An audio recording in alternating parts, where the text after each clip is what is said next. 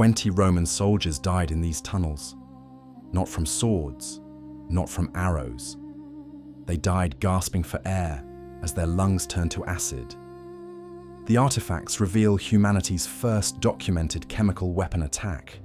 But this technology didn't begin with the Romans. The evidence traces back to Babylon, 2,500 years ago. Knowledge so dangerous, it was deliberately hidden from history. I'm investigating archaeological proof that ancient civilizations deployed poison gas with deadly precision. What the artifacts reveal will change how you see ancient warfare forever. Fellow detectives, our investigation begins at Dura-Europos, an ancient Roman fortress on the Euphrates River. In the 1920s, archaeologist Robert Duménil-Dubuisson uncovered something that military historians tried to suppress for decades. Deep in a collapsed siege tunnel from 256 CE, 20 Roman soldiers lay stacked like firewood. But here's what made investigators suspicious. Their swords remained sheathed, their coin purses untouched. No signs of combat wounds. The positioning of the bodies suggested they all died within seconds of each other. The tunnel itself told a story. Scorch marks on the walls didn't match normal fire damage. The stone was discolored in patterns that suggested exposure to corrosive chemicals. Most disturbing of all, the Romans' bronze armor showed signs of rapid corrosion, as if exposed to acid. It took until 2009 for Dr. Simon James to solve this ancient mystery.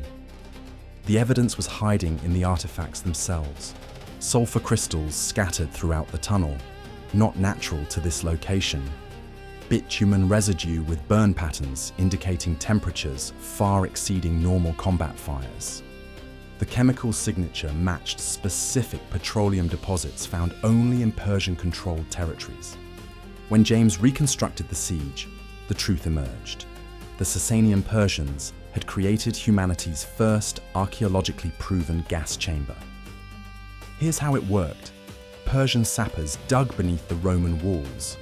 When Roman counterminers broke through, the Persians were ready. They ignited sulfur crystals mixed with bitumen, creating thick clouds of sulfur dioxide. The tunnel's architecture shows they understood fluid dynamics, creating a perfect killing chamber. When inhaled, sulfur dioxide combines with moisture in the lungs to form sulfuric acid. The Romans literally drowned in acid from the inside. Death came in minutes. Some clawed at the walls. Others died covering their faces, a futile attempt to block the poisonous fumes. Among the Romans lay a Persian fire tender, his armor pulled up around his chest, suggesting he tried desperately to remove it as he choked on his own weapon. His presence proves this was a suicide mission. The Persians knew whoever lit the toxic fire wouldn't escape. This wasn't just ancient warfare. This was chemical warfare, perfected 1,700 years before World War I. And someone wanted this knowledge buried. The original excavation notes were sealed. The French military classified the findings. If the Persians had this technology in 256 CE, how far back does this knowledge go? But Dura-Europos wasn't the beginning. The investigation reveals chemical weapons existed long before Roman times, and all evidence points to one source: ancient Mesopotamia. Evidence that certain institutions would prefer remained hidden. 2,500 years ago, Babylon ruled the ancient world under Nebuchadnezzar II. The same king who built the Hanging Gardens also revolutionized siege warfare with methods so horrific, scribes were forbidden to record them in detail. Babylonian military tablets reveal deliberately vague language about smoking out enemies. The cuneiform uses euphemisms that translators have puzzled over for decades. Terms like breath of death and wind of endings appear repeatedly. Were these poetic metaphors, or technical terminology for chemical weapons? During his famous siege of Jerusalem in 587 BCE, something strange happened. The Jewish historian Josephus describes a mysterious pestilence that weakened defenders before the final assault. But this was no natural disease. The symptoms he describes, burning throats, blindness, rapid death, match chemical weapon exposure perfectly. Modern excavations reveal disturbing artifacts, skull fragments with no weapon trauma, but signs of respiratory distress, corroded bronze with acid damage, inconsistent with natural corrosion, pottery shards containing chemical residue that shouldn't exist in ancient water storage. The siege of Jerusalem lasted 18 months. Then suddenly, resistance collapsed. Traditional histories blame starvation, but the archaeological evidence tells a different story. Mass graves show victims who died quickly, not from the slow weakness of hunger. The investigation takes us to China, where texts from 1000 BCE explicitly describe chemical warfare. Defenders burned toxic vegetables and pumped the smoke into enemy tunnels using bellows. Chinese military manuals include detailed recipes for toxic smokes, including ingredients we now know produce hydrogen cyanide. Greek war pottery depicts soldiers fleeing from clouds, not arrows. By the 5th century BCE, Greeks were using sulfur smoke against enemies. At Ambracia in 1890 BCE, they created ancient flamethrowers that shot burning chicken feathers, which release hydrogen cyanide. Roman accounts describe soldiers emerging from the tunnels vomiting blood, their skin blistered, many dying within hours. Why did some civilizations document chemical weapons, while others, like Babylon, kept them secret? The evidence reveals a horrifying truth. Chemical weapons were standard military equipment across the ancient world, and Babylon, the superpower of its age, almost certainly possessed this knowledge. They just made sure we'd never find direct proof. Let's examine the artifacts themselves. What chemical weapons did the ancients possess? And why have museums kept these artifacts in storage, away from public view?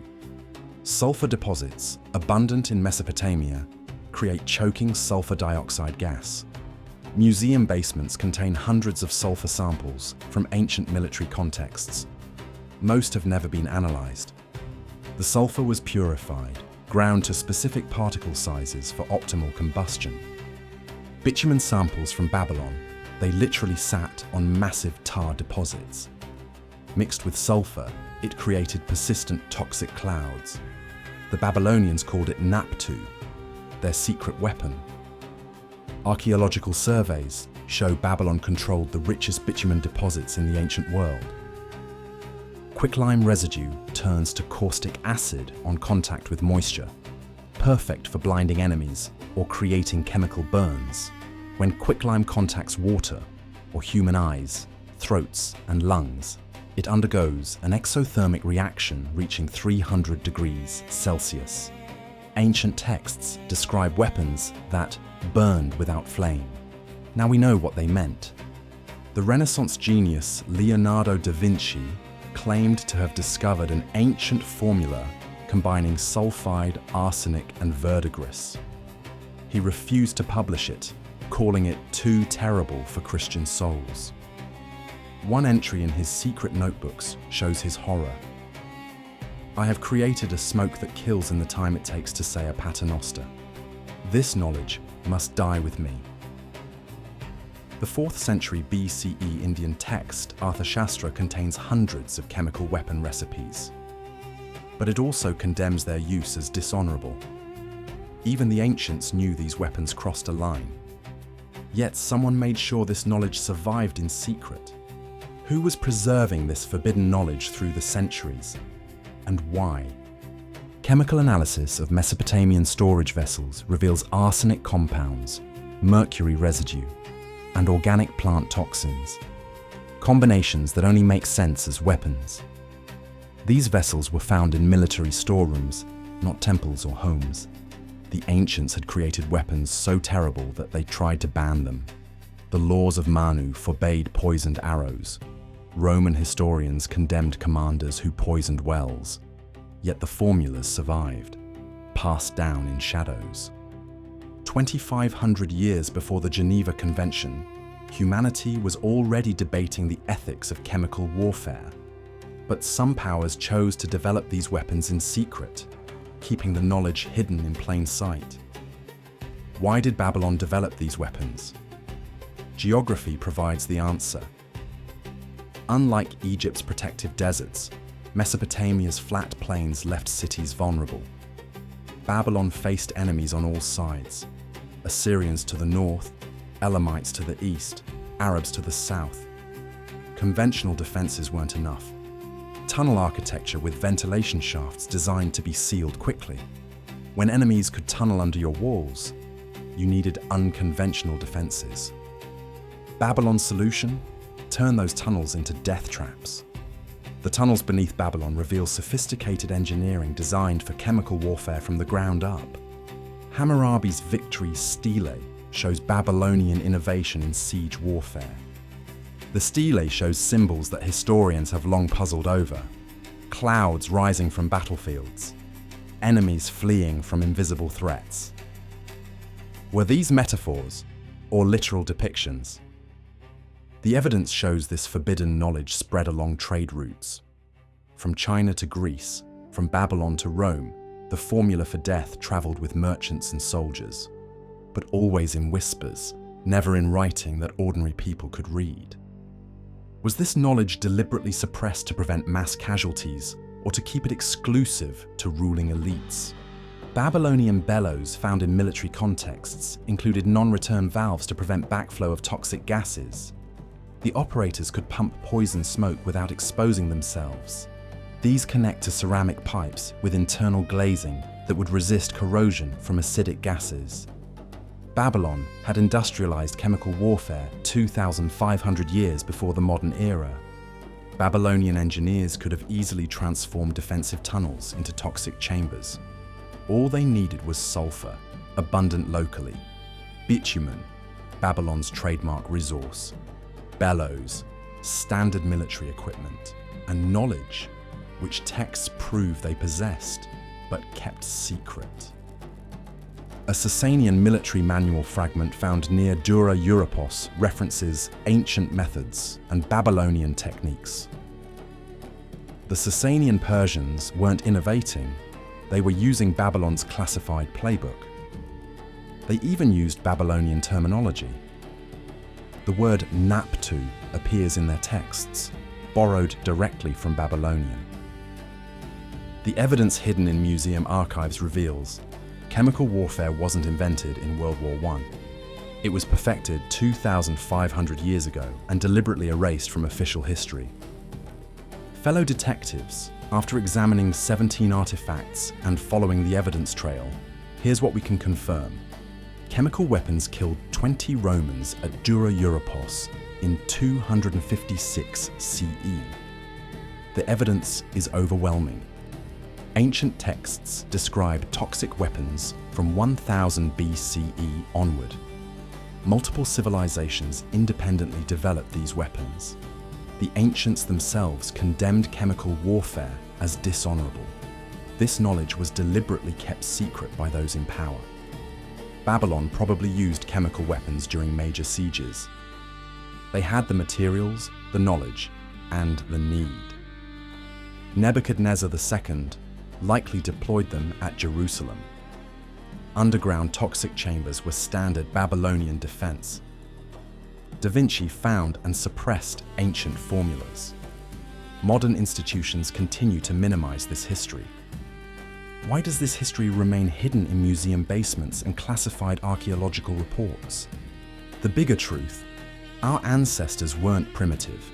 They were innovative, clever, and sometimes terrifyingly creative. They developed weapons so horrible that they tried to ban them, just like we did after World War I. But unlike us, they succeeded in keeping the knowledge secret for millennia. In sulfur-stained tunnels, in corroded bronze armor, in the chemical residue on 4,000-year-old pottery, we find evidence of humanity's dark creativity. The toxic chambers of Babylon remind us that the capacity for both creation and destruction has always defined civilization. The ancients left us more than monuments and myths. They left us warnings, written in sulfur and bitumen, about the weapons we should never use. Warnings that some would prefer we never discovered. Remember, fellow detectives, trust the artifacts. Follow the evidence. Question everything, especially what they tell you is impossible.